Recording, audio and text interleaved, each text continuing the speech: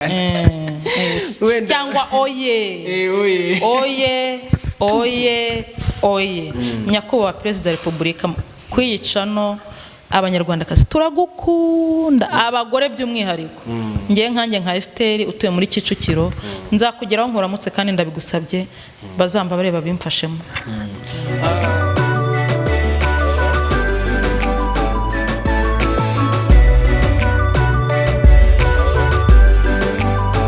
Emi Pro. Yes, bakunzi ba Emi Pro Media turashuje cyane, tuje hano nk'abantu cyangwa abakunzi cyangwa se nk'inshuti. Hari akantu njya nkoresha cyangwa se kuri Emi Pro Media tujye dukoresha tuvuga ngo udukunde cyangwa se unkunde kandi nkundire n'abanjye, nkundire inshuti. Habona sindi ngiye nyine ndi kumwe n'umubyeyi hano mwiza, ariko anabona ari n'umukobwa mbivuze nabi. So muri kwibona rero niki kirango cyacu kirabigaragaza hano ni kuri Emi Pro Media. Twaba dukore hano ibintu byose tukaje kuba twabaha ibintu bitandukanye. Reka rero mbere na mbere twakire umubyeyi wacu tumuhe karibu. Sinubwa mbere munamubonye by the way, sinubwa mbere mutere comment, mukore subscribe, mukomeze muzikore. Mwabonye ko ibihumbi 100 twabyujuje turi kubirenza mu gake, mukomeze mu cyondeho.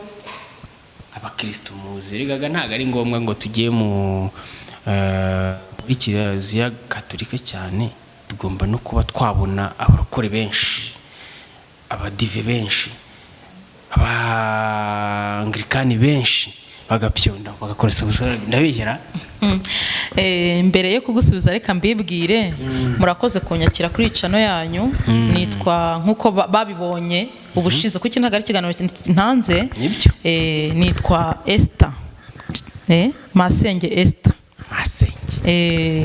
Ubwo rero ndabashimiye kwa mwongeye kunyakira kandi ubugira kabiri nzanagaruka, nzahora igihe cyose munyeyambaje nzahora mboneka kubwa Yezu uduha imbaraga.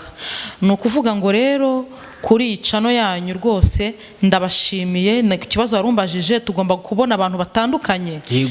Tugomba kubona abantu batandukanye, amadini yose akaza kareba ukuntu Bikira Mariya ari umubyeyi mwiza cyane, adufasha kuri buri kimwe guturuka se kugera hejuru.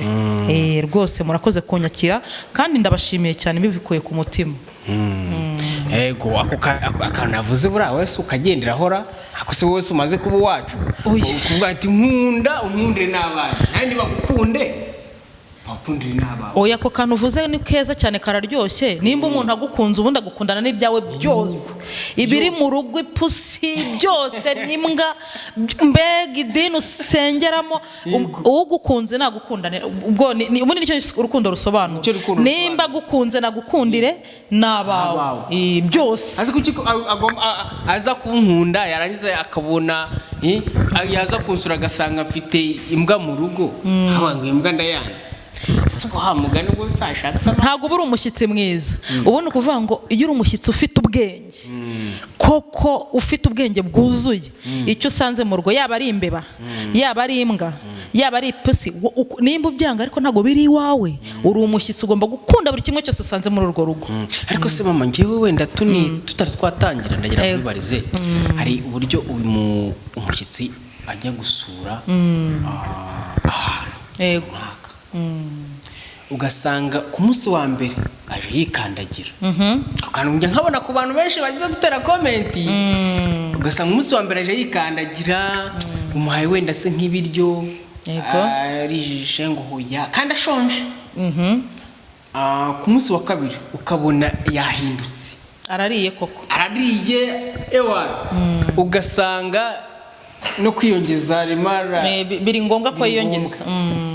Icyo kintu ukibona ute? Twebwe twakagombye kuza nimba tuje turabashitse tukagaragaza n'ubundi wo turiwe, cyangwa se koko twagombye n'ubundi kuza tukihisha nyuma tukabigaragaza, cyangwa se twagombye kuza tukihisha tukagumiza mu rwihisho n'ubundi kubitandukanye nuko turi. urakoze kumbaza rero ngewe uburyo mbyumvamo buri wese aba afite ukuntu yumva ibintu si ngombwa twese ngo tubyumve kimwe ni ukuvuga ngo nimba ndi inshuti yawe nkagusura ndi inshuti tubyumva kimwe yewe ngomba kukubwira ngo ndashaka ubugari n'indagara ukabimpa bihagije nkabirya ngahaga ngewe bamwe mu bantu tuziranye barabizi iyo uri inshuti yanjye nkwisanzuraho ntago mpisha ngo mvuge ngo naryaga isambaza ariko sinziriye nanywaga agacupa ariko nyweye fanta oya nanone kwiyereka umuntu uko ari kugira ngo n'ikindi gihe azamenye uko akwakira ngewe birandyohera nimba uje mu rugo avuga uti ngewe Esteri nkumbuye inyama nkumbuye agasombe nziguha ari nyinshi ku buryo zirya umutima wanjye ukanezerwa kereka ahahandi nanone uguma guhisha ubushyitsi bwawe nuko uteye ni hahandi uwo muntu muba mutari inshuti wumva mutazakomezanya kuba ubucuti hari murumuna wanjye nkunda cyane kwa data wacu bita Valeria n'umukatolike cyane asengera nepfo kuri kiliziya amina asengera Damus Pepe ndabizi neza ko iki kiganiro azakibona Valeria turagusuhuza Yezu agumugi Yezu akuzwe no mushiti wanjye we iyo mubwiye ni rwose nje kugusura atuma ubugari Nyabugogo atuye hano hepfo ku Karambo asengera ku kiliziya hano Gikondo akemera agatumiza Nyabugogo ubugari bwiza Nyabugogo kugira ngo anyakire nabo ubugari ni muri imbeho noneho baba bakira bavuze bati mama Keve banguka none hasengera hepfo ku kiliziya cy'Igikondo hano hepfo kuri Saint Vincent Paroti nkubwiye nti rero wava kureba Bikira Mariya wagiye kumusenga wagiye kumubwira ibyawe byose uramenye ndagusura ushakisha umuntu ukuntu watuma hanigiye butuma ndi mu rugo akabutuma mu motari byaranshimishije umunsi nkavuze ati mu mbangukirizanye ubugari hano mama Keve yaje cyangwa se Esteri yaje ngiye nkunda ubugari nkakunda n'isosi nziza imeze neza kandi ndabirya nkabihaga yego cyakuze nanjye nk'ubugari ningusura rwose uzampa ubugari reba nk'iyi mbeho mu kwa 11 dufite ndabizi ko iki kiganiro kizaribwa n'abantu bari hanze ubu turi mu mvura yiriwe umunsi wose udatetse ubugari koko ngo umugani imbeho ishire keza wenda nk'akaboga ku ruhande gashyushye kandi cyaho dusambaza umoto ubukurikiraho tuzakora ikiganiro turimo duteka ku gasambaza nshyiramo n'ibirungo bareba ukuntu ibintu mbikora yego ariko butabye tuzabikora kandi arizo gahunda nizo gahunda ndabizi icyo kintu ni cyo rwose yica nigiye kwaka yajemo aba social media ngende umu social media nakunze yicano ntago kuyiva hari vuba bantu rwose mudukunze mwumva mwakunze iki kiganiro muvuga muti Esther azaza ateka ubugari mutereho commentaire mumbwire muti bangu ku busongo uteke niyo sauce se mushaka ubugari niki ubugari n'inyama ubugari n'isambaza siko nyine dufite n'aba diaspora hanze nyine nabo badukurikira bazateraho comment bagira n'ikintu batubwira n'ibyo badusayidiraho nabo bakunda ubugari ariko wa mugani ze yaje nakavuga ati sister wanjye ugiye kuza bakana dejo ndatambira ariko nanone sigira isuhuza nanone gira umuntu usuhuza wawe uri hanze iki kiganiro nabizi bazagisharinga hano hose umuntu wanjye wose uri ku isi kuko ku mubumbe wese mfitemo abantu pe ngenda gira ngo mbere na mbere umuntu w'ingenzi kuri wowe bari uheraho w'ingenzi uza sister wanjye uri Canada Rebecca ndasuhuza umusaza wanjye mbere na mbere buretse gatuya kwihutisha ibintu uwo muntu nakubwiye ngo umuntu ukunda cyane unishimiye uwo muntu wavuze bwa mbere ni sister wawe murumuna wawe witwa Rebecca nanjye reka nino kompetiro Rebecca rwose turagukunda aho uri hose turagushuhuje Imana ikurinde Imana ikubake nuramuka wanaje uzaze rwose ariko wanatubwiye pe ntuzadutungure uzaze utubwire tuzicare nushaka uzaze saa 7 z'ijoro tuzaba twicaye rwose nka Emi Pro Media tuzaba turi Kanombe tumwiteguye tuzaba tukwiteguye pe nzamutekera ubwo bugari arakundiye sosi yego akunda sosi ni iki ubugari ni sosi y'inyama Itotsi itetse neza nzagufasha kubusonga rwose pe turakwiteguye kandi nukuri ni karibu turagukunda turakwishimiye Imana ikurinde aho uri hose ariko uzaze mu Rwanda natwe turakwiteguye Rwanda n'amahoro iwanyu uzadusura undi undi ni musaza wanjye dukurikirana bita Nitanga Elise nawe ari muri Canada. Yego nawe ndamusura. nawe ari Canada.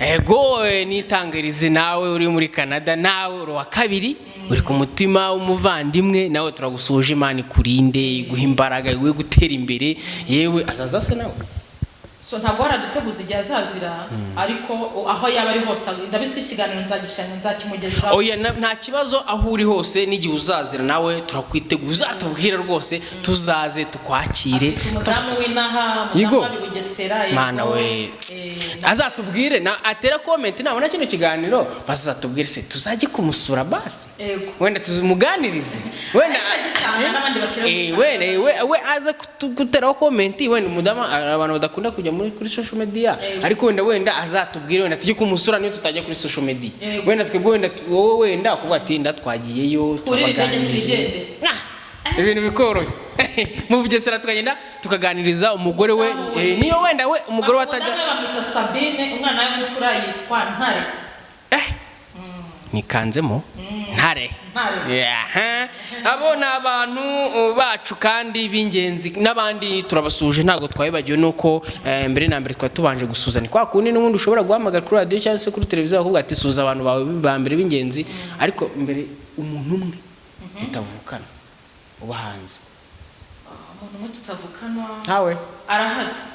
Abashitsi banje benshi umwe bamwita Irene, mudamu wa Alphonse. Wow. Turagushuje kugira ngo mutumva ko twafasha abantu turiharira abavandimwe gusa, ariko turabahaye yambo, turabashuje cyane. Rero reka twinjire, hari uburyo ugeze gukomoza uri kuvuga ngo Kiliziya Gatolika aho gatoya, ari ikibazo ushaka kwibaza mu buryo muri ino minsi amasengero cyangwa se amatorero amwe n'amwe yagiye ahagarikwa mu mirimo yakoraga, abapasiteri bamwe na bamwe barahagarikwa mu mirimo bakoraga, biba ngombwa ko bitewe n'uburyo bwabo bakoraga mu buryo ubona ko bidakumveka abantu bamwe na bamwe. Ndagira nibaze muri Kiliziya Gatolika ni ahantu udasanga ayo matiku, cyangwa se abantu usanga wenda padiri yagiye hariya, masera yagiye hariya, kanaka yagiye hariya, ariko ugasanga social media zuzuyeho amatorero adeperi iki.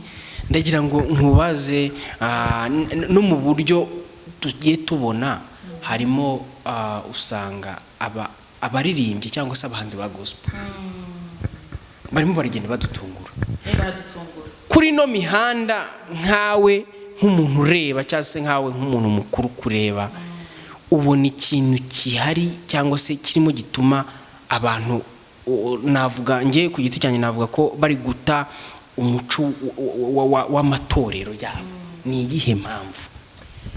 Urakoze cyane. Ku buryo dushobora ubwacu kumva ko nimba tugendeye ndi muri umwadeperi, uri umudive, uri umwangilikani, ushobora kuvuga uti ese gute nakora iki kugira ngo nanjye nshinga imizi ku idini ryanjye kandi nkomeze no gukora ikintu cy'umwimerere abantu bataza kuncisha mu jisho.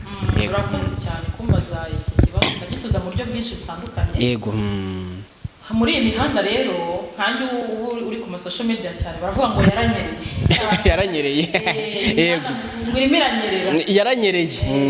Yaranyerera rwose kuko hari ibintu mbona nkumva birantunguye. Yego. Yezu afite uburyo agiye atwerekamo, ariko hari umuntu ubona ukavuga uti se nk'uyu muntu Yezu yiyeretse we byamugendekeye gute, cyangwa se abaye mu yandi madini Yesu yiyeretse. Yego. Biterwa n'imyemerere yabo. Muri iyi mihanda abantu babiri berutse kuntungura muri iyi minsi. Ndatungurwa bitavuga ni gospel. Ndatungurwa nabo bari kutubeshya cyangwa se no agatwiko kumenya ukabura icyo ukurikira. Bereka mbakubwira dore uko bameze rwose bwira. Umuntu wa mbere wantunguye ni Aline Gahongayire. Ngaho so umugospel ni umugospel rwose, bamuzi mu ndirimbo nziza cyane nyinshi pe, twaramukunze. Yego. Kandi naramukunda kuko njye bwa mbere menya Aline Gahongayire namumenye muri rusengero hari kwa Gitwaza. Yarimbaga muri korali Azafu. Mureba gutya rwose mvuga Imana nukuri no mukozi hariya se wowe waririmbye nani mu ndi jambo nshaka kuvuga nguretse kugushima naho namumenyeye nkamubona rwose nkavuga ibintu n'umukozi buriya no mu minsi ishize numva social media zamwatatse yego numva ngo yagiye ngo kwirimbi numva ngo kwajya mu bapfumu hari n'umukobwa wageze kuza kuri social media arimo yego ingoma rijya kinini ngo muri gereza arimo avuga n'uburyo koko yabonaga iwe kuko ari umukozi wiwe yego numva birantunguye yego noneho ndibaza ni gospel ubwo sinanyuzwe afite n'indirimbo nziza cyane akunda ngo ndanyuzwe nanamushimira impamvu nyikunda cyane dore ngiyi nuko iryo jambo iryo zina yitwa umwana wanjye w'imfura yitwa ndanyuzwe Prince Prince nahise mukunda cyane rero ubwo ibya gospel rero numva muzi igisubizo undi rero noneho ndacyari gusekana n'uwo sindarangiza nakasamo twamuganye abantu bari gospel ngo Israel Mbonyi ngo yateye ako kantu cyo nece cyaragukomye ubu na n'ubu ndacyari guseka ariko njyewe ngendagira ngo mpere kuri Israel Mbonyi tutari twajya kuri Gahongayire ariko tuvugishije kuri mama umubwiza ukuri Israel Mbonyi byaragutunguye umwumbeye byaragutunguye nose si umusore ni mu bice bibiri ni impamvu yego urabona iyo umuntu ari asenga cyane no kugaragara muri gospel hari ukuntu abantu tumufata nk'umumarayika ariko mu by'ukuri rwose nta mumarayika uri muri iyi si hari nano nigeze gusoma mu ijambo ry'Imana ngo n'abamarayika bigeze no kuza batereta abakobwa b'abantu nose niba umumarayika aramuterese Israel Mbonyi we kuki atatereta kandi niba uterese umuntu kuki utamuterera none se kubera umuterese igare kujya mu gikorwa igare gutwika none se tubigire gute ariko Israel Mbonyi ashobora gutereta ariko ntabikoreye kandi atari marayika n'umumarayika yaraje akabikora ashobora wenda kuba yakwihangana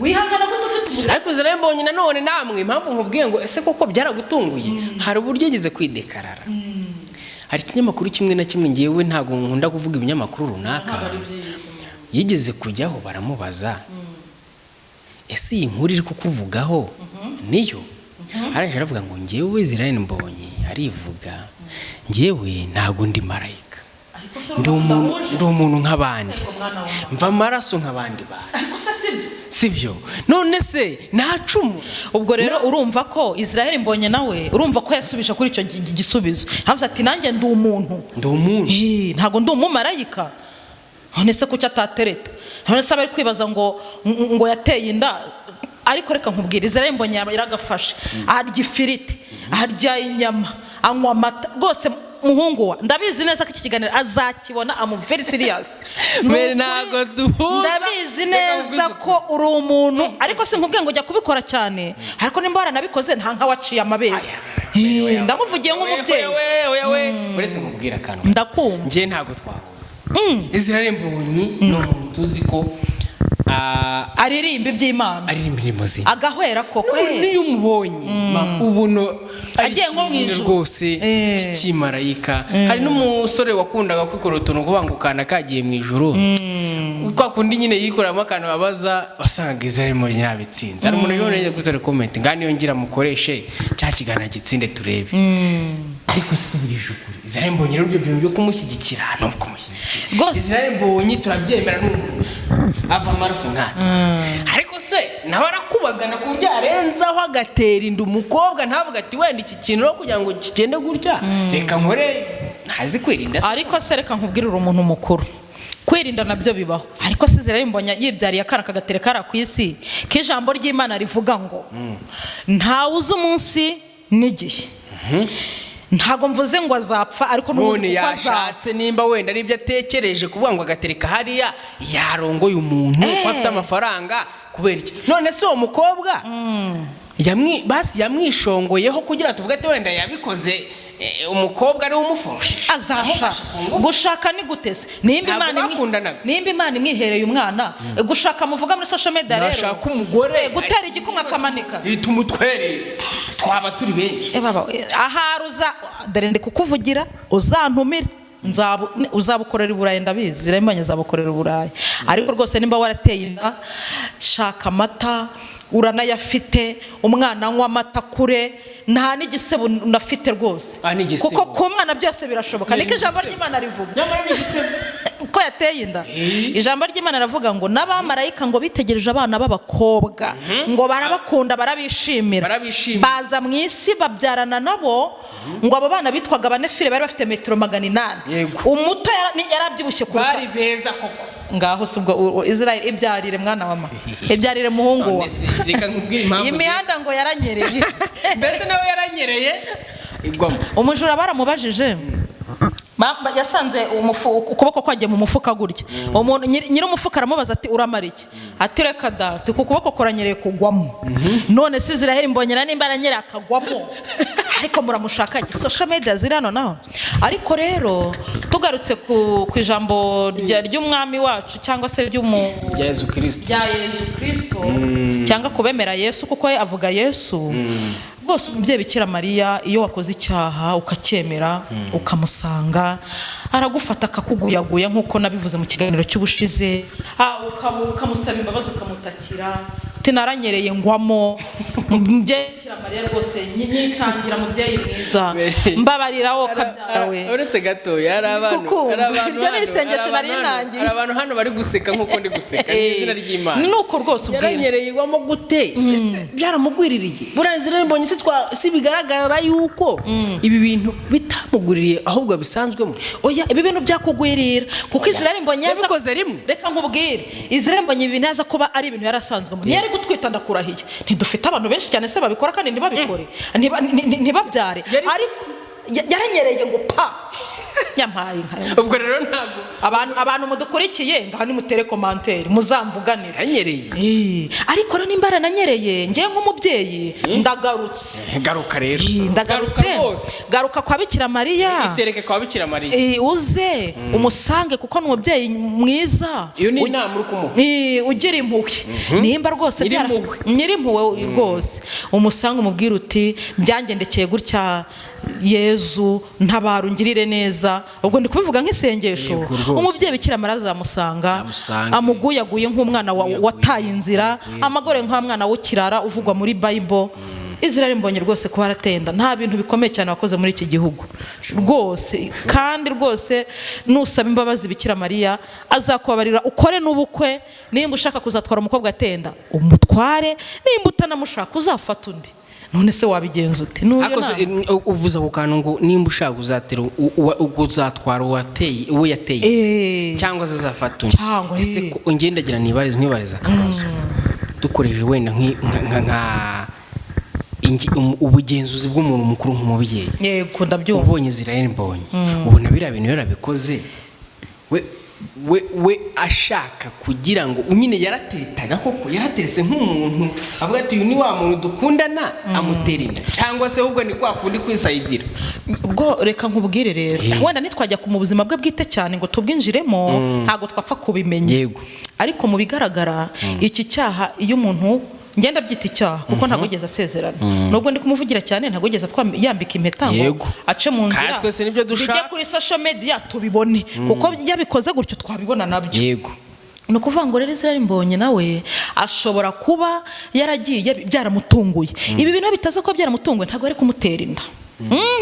No kunyerera akagwamo nka wa mujura, ukuboko ko kwisanze mu mufuka w'umundi muntu ati uku kuboko kuramara iki hano ati ariko se ko kunyereka ukagwamo bosi wambabariye. Nawe rero no kuvuga ngo akose ubundi ukira aho ngaho undi buriya ntibamubeshyera. Social media ziraha nazo ntibamubeshyera koko zana biriya bintu umuntu arabikoze. Ubuse umuntu ntashaka kugenda agahagarara akavuga ati rwose umukobwa se baramubonye basarahaye. Umukobwa ntaraza kuri social media avuga ati umuntu yanteye inda. Ese nimba ataraza mugani ngiye mbona biriya bintu bitari byo. Se no tubyita gatwikose, nagatwikose. Banze barabuze ibyo bakora bakajya bamuvugaho bakavuga ngo uyu muntu yateye inda. Social media zirahasha baramubonye. Bantu muri kuri social media nkuko twirirwa mu gurya. Izi social media ntizisibama. Nushaka kujya ujyaho uvuga ibintu bizima, ubu nge sinavuga ibintu bipfuye ibyo Yezu Nyirimpuhwe atanyemereye kuvuga sinabivuga. Yego rwose. Ujya kuri social media uzi ngo iki kintu umwana wazakibona umwuzukuruza dore nuko nguko bimeze. Yego. Tugarutse kuri Israel Mbonyi rero ntago twamutera ibuye n'abapasiteri bajya babikora tujya tubibona ntabwo ujya wumva se arasa abapasiteri bobo tuvuga ko atari babandi nanone baza hano bakigira bakiha amatitire atari ayabo. Nge nicyo kintu nshaka kumenya nanone turabihuza n'iby'amadini nkuko twabizanyemo. Abo bapasiteri wabo si kimwe n'ubundi si babandi baza bakiyoberanya hano kuri no mihanda wa mugani ugasanga bashaka gutwika bashaka kwiha amatitire runaka bashaka kwigira nyine abapasiteri kandi atari bo nta muntu wabidutse nta n'idini yezi nta n'urusengero bagira. Oya birashoboka ko ariko byameze nko muri minsi insengero zifunzwe nko wabimbajije inyinshi muri zo zagiye zifungwa nubwo hari ziri gukomorerwa ariko no kuri leta yacu umwe yaragiye irareba ibitari ngombwa kandi ibyo yakoze twe twarabishimye nk'abanyarwanda ntago rwose yahubutse yarebye ku murongo uvanga abantu biha amatitire nabo nibo babanga bagiye bafungirwa nyine. Yego.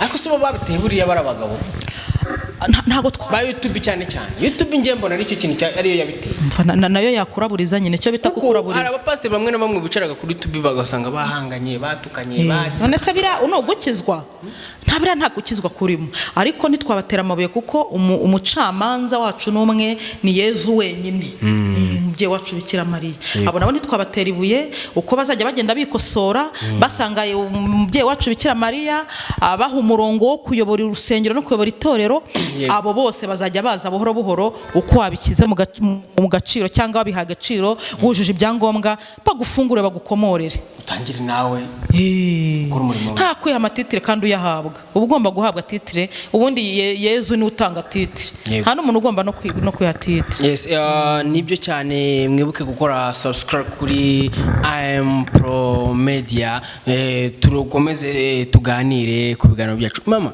ndagira ngo ngewe nanone umbwire tukira aho ngaho no kubera iki iyo urebye ku giti cyawe ukareba andi madini ukareba na Katolika kumpara ayo madini na Katolika umwimerere waho kubera icyo usanga umwimerere muri Katolika wari nk'umwe mbese ni nko kuntu tuvuga ngo umuco nyarwanda umuco hari ahantu usanga umuco ugihari sibyo. Hari inshuti yanjye cyangwa se ikiganiro nigeze kureba ku muntu runaka wakoresheje umukonyine nibara abakonyine bara abantu bawe bo mu Mutara sinzi niba navuze mu buryo runaka butari bwiza ariko ndakeka ari nabo ariko babita aravuga ngo njyewe si musuhuzanyo mwiriwe cyangwa mwaramutse sinayikora ngomba kugendera mu muco wanjye waho mvuka waho nuruka akoresha akunda gukoresha ngo ningo ari ngo mbaye sinzi icyo bisobanura ariko narasobanuje barambwira ngo ni isobanuro ni suhuzanye yitwa muraho ni nka muraho ariko eravuze ngo njyewe sinshobora kuba nagendera muri context ushaka nge ngomba kugendera ahubwo ugomba nawe kugenda ndahatiriza pako nawe ugendera mu yanjye. Impamvu ako kantu nkazanye ese kuki umuco ugenda utakara mu madini ugasanga idini nka deperi kwa kundi wagendaga uvuga nkanjye nkinjira nkagenda ameze gutya bakanyemerera ariko kera baba gufite umusatsi nk'uyu nguyu bakwemerera kuki usanga umuco mu madini ugenda utakara ariko ugasanga Katolika ugasanga cyane niyo mpamvu ari buryo nk'urugero ndarugo tuvuga nimba uhereye mu gace ka Kicukiro Akarere ka Kicukiro ushobora kugenda ugasanga nka Kiliziya Katolika harimo hatarengeje nk'insengero nk'ebyiri cyangwa eshatu tuvuge nk'wende eshatu ariko wajya kuri ADPR cyangwa abadive cyangwa abangilikani ugasanga ni nka 10 beriki urumva ngiye nkurikije uko mbibona wenda impamvu nyirizina ntago nayigwaho cyane ariko ngiye nkurikije uko mbibona Katolike ni umwimerere Katolike yamye nyine nibyo ndi kukusobanurira yamenye ari ya kera Kiliziya Katolika ni ya kera cyane no kugezana na magingo yanga twese dufiteho ubuhamya wajya kuko abenshi bajya no mu barokore na murahe hose benshi ari n'ababara bavuye no mu Kiliziya yego no kuvuga ngo rero impamvu Kiliziya ari umwimerere ntiyigitandukira umurongo wayo hora ari umwe isengesho ryabo ni rimwe amibukira ahora ari amwe isakramento nuko nguko ibintu byabo ni ku murongo ariko mu gihe ujya mu barokore kumva barakubwiye iki ejo bakubwiye iki ejo ndi bakubwiye iki ntago ngende gutopinga ku idini niri ariko nko warubimbajije Kiliziya iri gutya no umwemere ibintu byayo turabizi ivanjiri turarizi ko bari biba bimeze mbega Kiliziya n'umwimerere twese tubiziranyeho uretse kuba wabyirengagiza ariko tubiziranyeho none kubera iki udasanga nk'umupadiri cyangwa se umumanseri yagiye kuri social media ngo usange nawe yaje hariya birashoboka ko imyemerere yabo itabibemerera kujya mu social media cyane ariko n'abandi ntago bibemerera turabizi ni babandi biha amakaranka basagiza ngo pastor nya pastor ibintu by'ama social media ntago bikunda kubijyaho cyane barana abantu biha amaranka ari aho ngaho nyine ugasa ni babandi nyine bafungirwa ugasanga bari gutukana kuri social media witwa ngo uri pasteur kanaka ngiye iryo ranka ntago naryiha pasteur kanaka ariko ndi kuri social media ntiyigisha ijambo ry'Imana ahubwo ndavuga ibindi bintu bitandukanye Imana yambwiye kandi itambwiye abo nibo baba bagomba gufungirwa ubundi nyirizina ubu ikibazo ushatse kuvuga ko ari social media ikibazo si social media ikibazo ni umuntu ku giti cye discipline yawe iguha uko abantu bakubona nubwo aba uri kuri social media uko uburere bwawe bungana kuri social media batababubona nimba uri umuntu warezwe neza ubu hano mu kiganiro abantu bazabibona nimba uri umuntu watanga umusaruro hano mu kiganiro bazatanga commentaire uvuga ati umubyeyi yadufasha pe yadufasha muri ibi nibi abantu nibo bagutanga commentaire kurikije ukuntu bakubonye kandi buri umuntu ikintu kiri imbere cyasuka kikajya inyuma no kuvuga ngo ubu sinaza kubeshya hano kuri social media kuko niyo nabeshya rimwe sinabeshya kabiri sinabeshya gatatu umuntu ahita kubona akakumenya yego murabyumva rero ubwo ni ubusobanuro bwe ku giti cye we ni ku giti cye uko burya byumva nawe ku giti cyawe bimeze bite tera comment tubwire se wowe ku giti cyawe ubona bimeze bite se biri gupfira he kuri ari ni Gahongayire rero nkuko twabivuze Mary bira bintu ngiye nanone ngiye ndibaza bira bintu ntago bamubeshyura ari ni Gahongayire bira bintu ngiye nkurikije uburyo ari Gahongayire tumuzi twimbirimbo nziza wifasha kitereka karemba nk'akarembo keza nk'akariya Mary tuvugisha ukuri nkawe ngewe rero tuvugishije ukuri namuzi mbere na mbere birashoboka ko hari uburyo abumuzimo ubibona ute ngewe rero ari na Gahongayire ntago namuvuga ibintu byinshi cyane ko umuntu ku giti cyari yizi azi nuko abana n'Imana ye azi nuko Yezu yamwakiriye azi nuko azi n'icyo azabazwa yego kuri ari na Gahongayire rero mu magambo makeya mu kubisoza rwose kuri ari na Gahongayire ntago namenya ngo ibyo bamuvuzeho n'ukuri cyangwa ibyo bamuvuzeho s'ukuri nabibonye kuri social media nkuko nawe wese waba warabisomye ukabireba ukabitanga commentaire cyangwa na commentaire abandi batanga wenyine azi Yezu yakurikiye iwawe cyangwa Yesu yakurikiye iwawe no kuvuga ngo rero ntago twatopinga ku muntu gutya tuvuge ngo uyu muntu ngo gutya na gutya na gutya wazi ibyarimo n'umuntu mukuru arabizi usanze ari byo nkuko wenda umwe mu bakobwa bifashe bakajya kuri social media kuri YouTube bakaganiriza itangazamakuru bakabwira yuko yakoze ari umukozi we akavuga yuko yamukoreye akanamufungisha uwo kibibona akanavuga yuko yabonaga hari igihe yinjizaga abantu mu rugo b'igitsina gabo ubundi bakabona yuko hari ibindi bintu bidasanzwe yinjiramo agira ngo ajya mu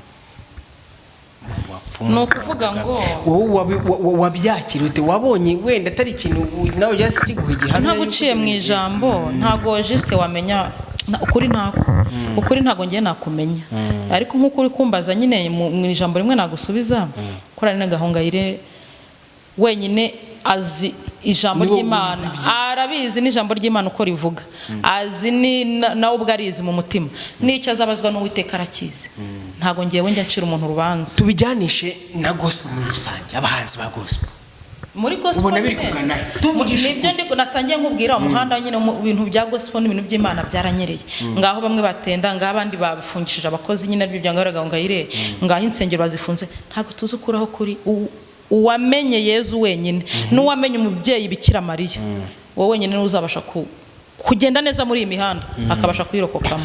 Ndera hari n'uburyo ngiye shaka kwibariza cyangwa se tujya tuyifata hano tugashyiramo n'akantu uramenye social media ariko nanone naye ngira ngo mwibarize nk'akabazo kamwe. Ufite inshuti yawe ufite smartphone ndagira nkubazi upostinga kangahe yanjye buri munsi ndapostinga no status sangira iki guposting ukunda kwibanda ku bintu by'Imana kenshi ibintu by'Imana turajya uratuma tujya kuri nuze yawe tunajya pe jyaho n'ubu nta kibazo reka tubyemere tuvugishije ukuri wowe mu gupostinga kwawe nta muri gupostinga wangiye banshyiraho buri munsi kuri social media nkora nk'ubu ngubu hano na postinzeho Kiramana sibyo ari kumwe na Nsabi hari havuyeho indirimbo y'Imana muvuga ngo posting ibintu binyuranye pe giye barapostinga wowe ego bashyiraho mama Keva duha ikiganiro cyiza batanga commentaire tuntu nk'utu hariya wabikoze nabi hano wari watandukiriye ndabakunda abafanizi banjye bambwiza ukuri ko n'inshuti zanjye nka message ujye ubona unako wabonye ikakubabaza ukumva nyine rakubabaje kirakubangamiye ukumva wayisiba wenda utanafite mu bushobozi cyangwa se ukanayisiba ufite iyi message ni message imwe nagiye mu gitaramo nagiye mu gitaramo kubyina barambwiye ngo injyana nabyinnye ntago ari abantu banini ngo nagombaga kurindira hakazamo injyana y'abantu bangana nanjye uzi kubyina buriya ngenzi kubyina rumba ubukurikira nibyo nzabakorera mube tayariye cyane shuwa kaho rero uzi kubyina rumba cyane iyo message numvise iguciye intege numvise mbabaye kuko nkundi kubyina numvaga nabikoze kandi ubwo nasanze ntabikoze ariko ubukurikiraho hano kuri iyi ntuza kuri icano nzaza niteguye bazashyiramo akazi k'imbyino y'iminota nk'itanu ya mbere nzabakubitiraho uzakubitiraho rumba bihagije ahubwo n'abantu bayikunda mutere commentaire mumbwire mbikore cyangwa simbikore cyangwa ntabikore ariko ikibazo ntimuzatere comment nanone tababara oya ntago bizambabaza nimba abana ntabishobora ariko babe baretse kuvuga ngo sinabishobora babishyireho niba ninsanga babikunze ko nzabikora nzaza mbanze mbyineho iminota 5 ya mbere nzawunyuka yego ahandi ku kiganiro nagira ngo ubwire ahandi ku kiganiro wigeze gukora ukabona kome nziza nyine ikagushimisha cyane ku buryo urara neza ndagira ngo yimbwire ntuza ikiganiro cya mbere natanze bakakubita commentaire kanshimisha iyo ni yambabaje bambwira ko ntazi kubyina nakoze injyana itariyo iyo bambwira ngo byanshimishije cyane na ahantu nigishije bakambwira ko nigishije neza ndimo ntanga topic yandi natanze mu kiganiro cy'ubushize kuri icano ngo yo guca imyeyo yego aho hantu haranje bambwira ati watwigishije neza watwigishije abana watubwiriye abadamu batare babikora hanyuma banzara abagabo hari batanze commentaire baza ati wakoze thank you n'abagore bacu batari bagira baguhamagare kandi barampamagaye kuri 0786 6850 okay hari kandi kabazo nanone turi kugenda twiganira ku musozo yewe murabizi kuri Mpro Media hari uburyo tugeraho nyine twidagadura hano tuba twahuye n'abantu bo muri social media umuntu ukunda cyane muri social media nyine watumenye nawe ubwawe uba motive kuza kuri social media cyangwa se ujye ureba ko ati uyu muntu nyine arankumve karanya tractinga cyane ninde urakoze uyu muntu iyi social media ndiho iki kiganiro ndi gutangaho hano uyu muntu kugira ngo amenye yankuye ku muntu w'umusitari cyane dufite muri iki gihugu cy'u Rwanda bita Gasuku yego Ego. Natanze ikiganiro ndi guteka akabenzi nawe iki kiganiro nzakimwoherereza ndabizi kizamuryohera. Akabenzi ushobora no kuba utanakarya ariko ukakigisha abandi jisi ariko ndanakarya ukakigisha abandi guteka kuko ngenzi ibintu byinshi cyane. Yego ni umusitari ukomeye cyane bita Gasuku ndamushimira kandi ahari yowe bizu nyinshi Gasuku kuri Gasuku Media TV sibyo Gasuku Media TV byiza yo turamusubije cyane Gasuku umuntu wacu sana niwe muntu ukunda kumureba aramfasha arandyohera niyo atantumira mu kiganiro ngende ndicara nkamureba yaze kureba sobuje. Yego reka tumusuze cyane turamusuhuje. Umuntu iyo wicaye mu rugo niwe muntu ukunda kureba cyane. Ndamureba pe Gasuku ndamureba.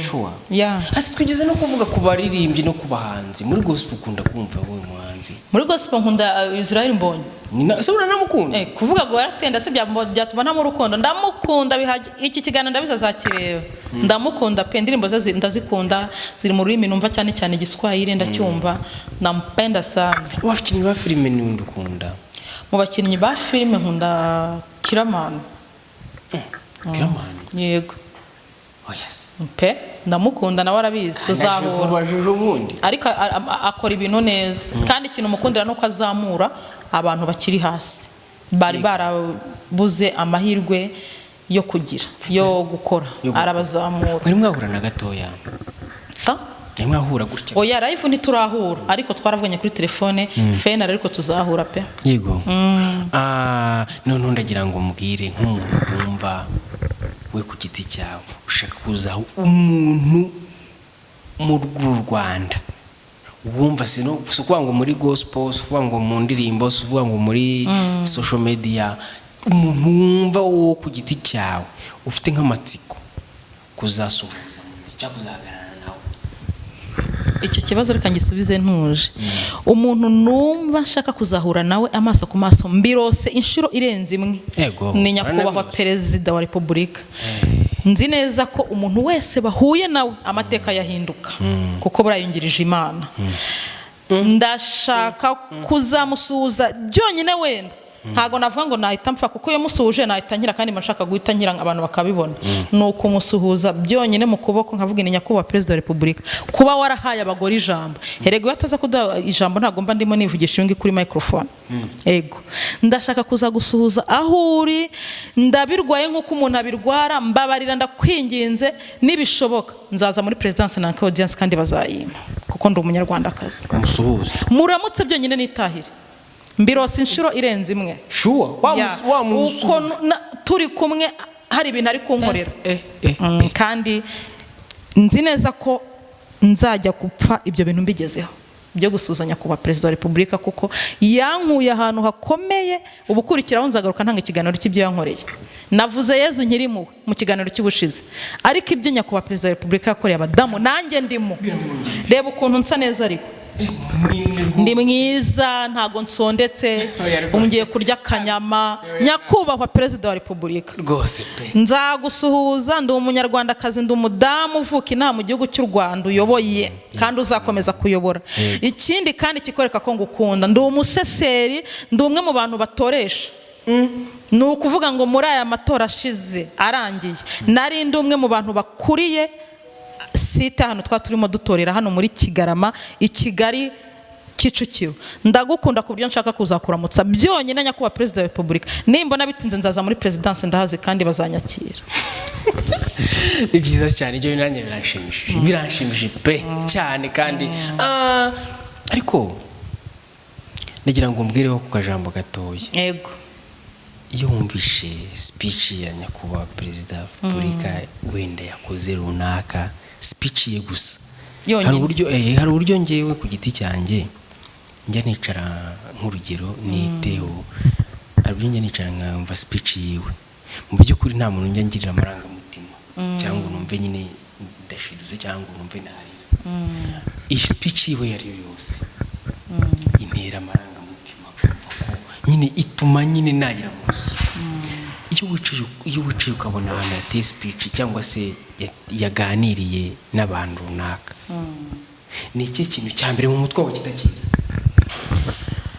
Mvuze rero ko nyiri nyakubahwa niyo mpamvu mbishaka ikindi kiganiro kizakurikiraho kandi urabona amasaha ageze ntago byarangira, ariko mu magambo make ngusubije, iyo numvishe ijambo rimwe rye atarakurikira irya kabiri, njyewe reba ukuntu mfite ibiro byinshi pe, nshobora no guhita mpfa nkavuga nti nyakubahwa kubw'ijambo numvishe urakoze ndagiye, sinzi aho naba ngiye. Arumva n'ibindi ntarumva irya kabiri, si ngombwa. Agifata microphone ziba ari nyinshi urazibona zikimeze gutya, akihaguruka byo na demarishe.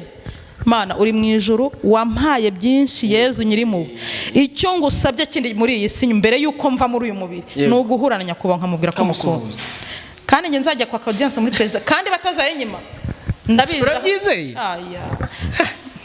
Ndabyizeye, nzaca kuri social media. Ubwo no kuvuga ngo ushatse kuvuga ko ndishima cyane. Ushatse kuvuga ko iyo ahagurutse kwa kundi ataranavuga atangira kuvuga ngo ubundi arakana ngewe akantu ka mbere inkunda cyane. Ati muraho. Yego sha. Cyangwa oye. Oye. Nyakubahwa Perezida wa Repubulika kwiyicano abanyarwandakazi turagukunda, abagore by'umwihariko. Nkanjye nka Esther utuye muri Kicukiro, nzakugeraho nkuramutse kandi ndabigusabye, bazamba bareba bimfashemo. Tugana ku musoza akabazo ka nyuma ngiye kwibariza, biramutse bibaye ngombwa ko ugira ikibazo runaka, ariko icyo kibazo kigakirwa ari uko hari umuntu ugupostinze,